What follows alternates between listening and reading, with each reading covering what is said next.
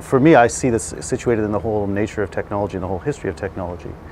That when we develop any kind of technological apparatus, it seems that we take one aspect of our life that we want to heighten and strengthen, and we cultivate that, but then we decontextualize it. We pull something out of our life to make ourselves stronger.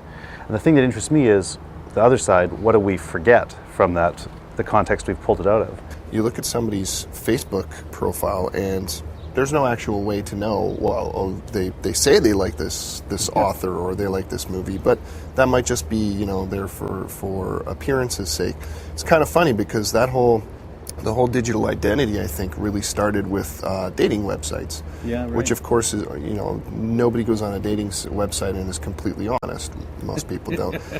They put forward who they want to be, exactly, as opposed to who they really are. There's another reason besides just consuming the media that people buy these things, and that's because they kind of represent almost an autobiography of your life. You can look at your bookshelf and see, there's a book I read when I was 15, or there's a book I read when I was 25, and you kind of remember what that was like, or you figure how you got from point A to point B. Well, if we move all of our media consumption to digital as opposed to physical, are we going to miss out on that sort of autobiographical sketch of who we are? I think your point about the autobiographical sketch by having these things is right on. I think that's an excellent point. But I think it's part of and the idea that the digital technology cuts us away from that is part of, in a way, a bigger thing. These things really are kind of isolating.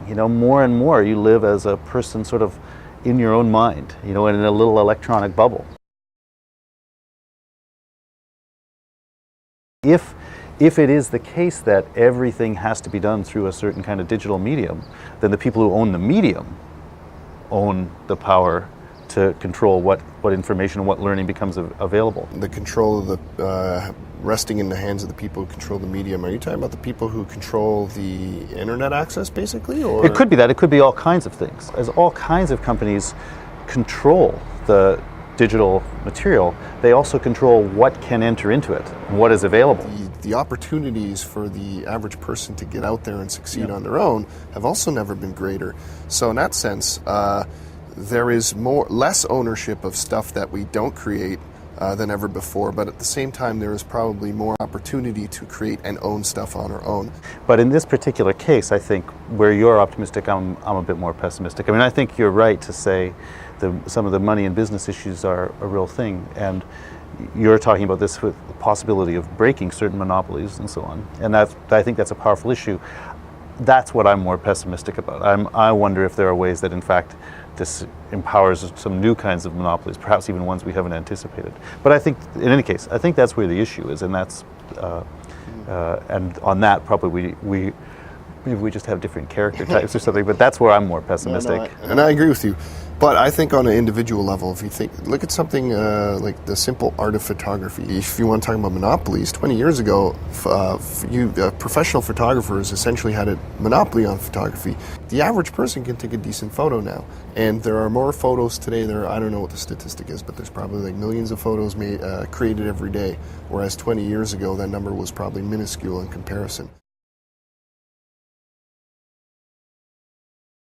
Change is always happening, and I think I'm an optimist. I think in general, change is a good thing.